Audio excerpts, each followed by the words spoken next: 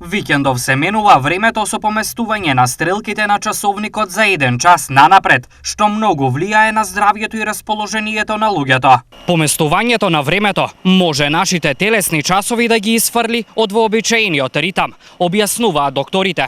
Кои се последиците? Постојат одредени студии кои покажуваат дека времето се менува.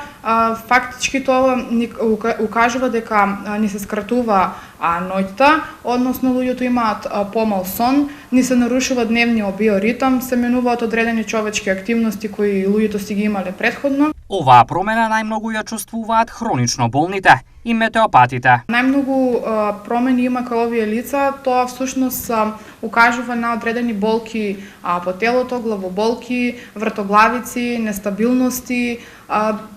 Старите лица претежно кои земаат хронична терапија страдаат од овој тип на болки. Што треба да се направи и како организмот да се адаптира на новиот ритам?